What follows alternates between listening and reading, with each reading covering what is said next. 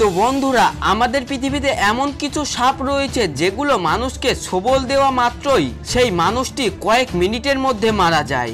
আবার এমন অনেক সাপ রয়েছে যেগুলো যদি মানুষকে কামড়ায় তবে বাঁচাও বলার সুযোগটাও পাবে না। তাহলে আপনি একবার ভাবেন সেই সাপগুলি কতটা ভয়ঙ্কর হতে পারে। আর আজকে পৃথিবীর সবচেয়ে দুটি ভয়ঙ্কর সাপ সম্পর্কে আমরা কথা বলবো। একটি হলো রাসেলস ভাইপার এবং অন্য একটি হলো কিং কোবরা। আর এই দুটি সাপের মধ্যে কোনটি সবচেয়ে ভয়ঙ্কর সাপ এ ব্যাপারেও এই ভিডিওর মধ্যে আমরা আলোচনা করব। আর ভিডিওটি কিন্তু খুবই ইন্টারেস্টিং হতে চলেছে, তাই জন্য কেউ ভিডিওটিকে স্কিপ না করে পুরো মন দিয়ে ভিডিওটি শেষ পর্যন্ত দেখতে থাকুন। তো রাসেলস ভাইপার সম্পর্কে বললে বর্তমানে সময়ের খুব ভয়ঙ্কর একটা সাপ হলো রাসেলস ভাইপার, যাকে মৃত্যুর যন্ত্রও বলা হয়। কারণ এই সাপগুলো 1 সেকেন্ডের মধ্যে মানুষকে আক্রমণ করে থাকে। আর এরা যখন খুব রেগে যায় তখন এরা প্রেসার কুকারের মতো সাউন্ড করতে থাকে। অন্যান্য সাপগুলো মানুষকে আক্রমণ করতে না চাইলেও রাসেলস ভাইপার প্রজাতির সাপগুলো দৌড়ে এসে ছোবল দেয়। আর এই সাপগুলো সাধারণত ঝোপঝাড় ফসলের জমিতেই থাকে। এছাড়াও এরা গাছের ডালে পাতার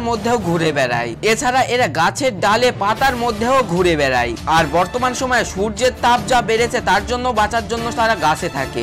এছাড়া ফসলের মাঠে যেসব জায়গায় ইঁদুরের আনাগোনা বেশি দেখা যায় সেই সব জায়গায় এরা শিকার করবার জন্য ঘুরে বেড়ায়। কারণ তাদের সবচেয়ে প্রিয় খাবার হচ্ছে ইঁদুর। আবার কোনো সময় তারা শিকারের খোঁজে বসতির মধ্যেও চলে আসে, তাই মাঝে মাঝে এদেরকে বাড়ির আশেপাশের ঝোপঝাড়েও দেখা যায়।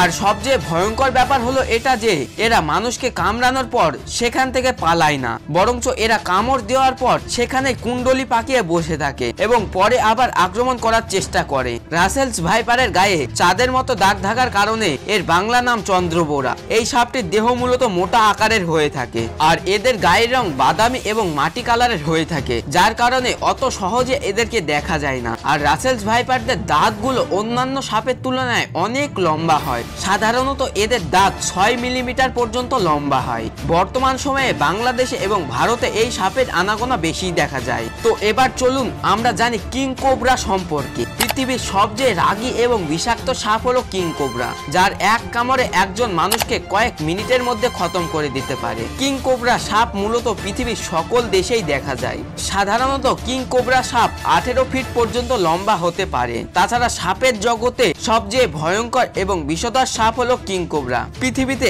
এমন কোনো মানুষ নেই যে কিং কোবরা দেখে ভয় পায় না। কিং কোবরা বেশিরভাগ সময় ঠান্ডা জায়গায় দেখা যায়। তাছাড়া এরা ঝোপঝাড় ছোটখাটো জলাশয়ের পাশেই থাকতে পছন্দ করে। কখনো এরা তাদের শিকারের খোঁজে বিভিন্ন লোকালয়ে চলে আসে। একটি সাপের দাঁত থেকে যতটা বিষ বার করা হয় তা প্রায় 20 জন মানুষকে মারা যাবে।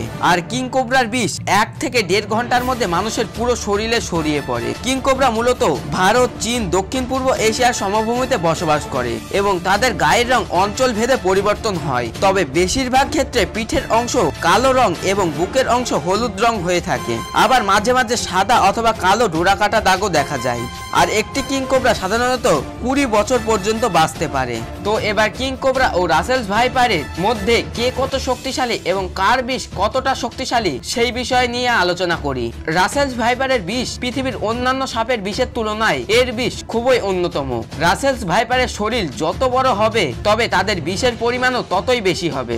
আর রাসেলস ভাইপার কামড় দেওয়ার সময় তাদের থলিতে থাকা সম্পূর্ণ বিষ ঢেলে দেয়, যার কারণে এটা দ্রুত রক্তের সাথে মিশে রক্ত জমাট বেঁধে যায় এবং লোহিত কণিকা নষ্ট হয়ে যায় এবং রক্তনালী ফেটে যায়। তাছাড়া এই সাপের কামড়ে কিডনিও নষ্ট হয়ে যেতে পারে। এছাড়া হার্ট অ্যাটাকের অনেক ঝুঁকি থাকে।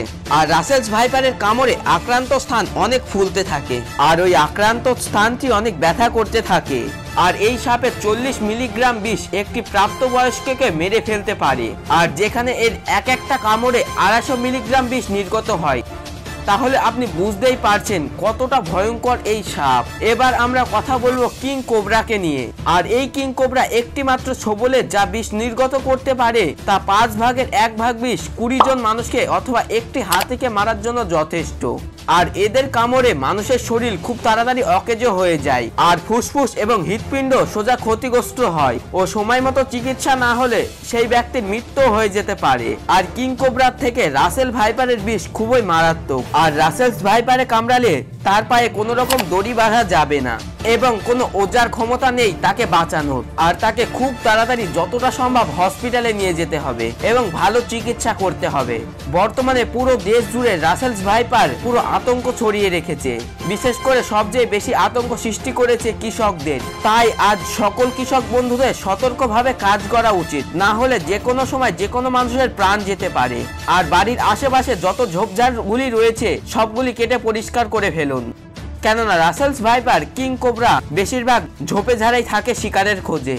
তাছাড়া কোনো ছোট বাচ্চাকে বাড়ির আশেপাশে ঝোপঝাড়ের কাছে যেতে দেওয়া যাবে না। তাই সকলকে সতর্ক করুন এবং সবাই সচেতন থাকুন। তো বন্ধুরা, এই ছিল আজকের ইন্টারেস্টিং কিছু ভিডিওটি যদি ভালো লেগে থাকে তাহলে প্লিজ আপনারা ভিডিওটিকে লাইক করে আমাদের চ্যানেলটিকে সাবস্ক্রাইব করে পাশে থাকবেন।